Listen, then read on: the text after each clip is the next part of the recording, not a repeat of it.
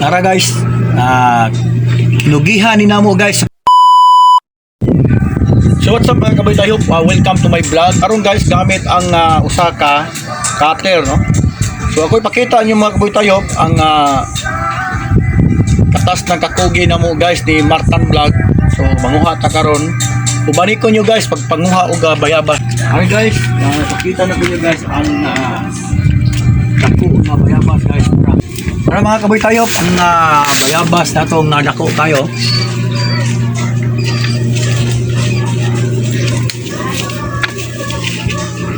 Tara guys, kinugihan ni namo guys sa pagtanom ani nga bayabas guys.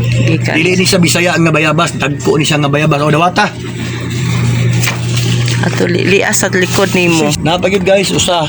Napagid ikaduha mga kaboy tayo po. Ako anak ko ha.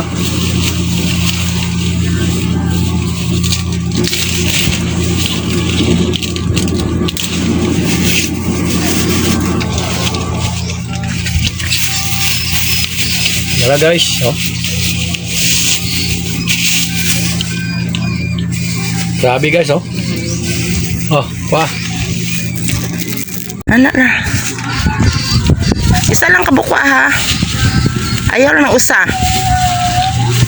Isa lang. Igikuha manimutan ng putos. Tara guys, naka guys, ikapila ni. Katulo. Katulo guys. Isa lang kwa ah. Na. Oh. Pusik. Sakto na. Ano mo sa? Ayaw na. Butso na siya. Kay ilaw pa na siya. Wala na. Ayaw na ni si Uban. Ay mga kaboy tayhog, mauna ning katas sa amo ang paningkamot ni Boy Tayhog.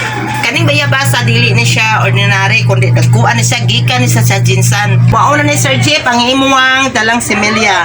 Wala mi nagmahay. O gigahin gini sa Ginoo nga pabuhion. Awa mga kaboy tayhog. Maora gini among remembrance ni Sir Jeep. Kaya nga anon ato naman sa nang karon sa Canada. Og sa iyang asawa og anak sa Canada sa nagpuyo na.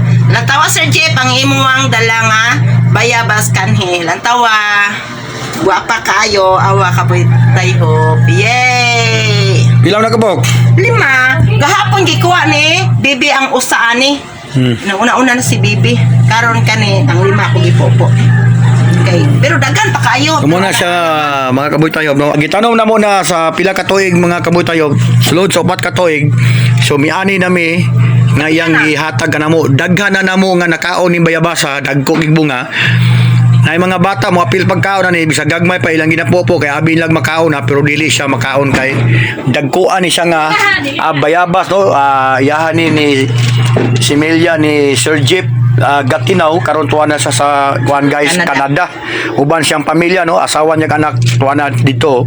Malipayo na sila ang pagpuyo dito sa may gawas sa nasod mga kaboy tayo. Pero dagan pa uy. Napay dagan mga kaboy tayo, no, dili kay katora, napay dagan kay nga musunod na mga bunga no. So ginam-anam ra na mo ni kaon kay ug di nimo kaunon. Malaptan na ta. Maabtan siya sa ulod no, kaunon siya sa sapat, di na siya mapuslan. So ginasunod mitras sa habal-habal ginasunod na muna siya og kaon. So mao na lang sa mga kaboy tayo, mo ipakita ninyo nga guava tree sa muang balay no.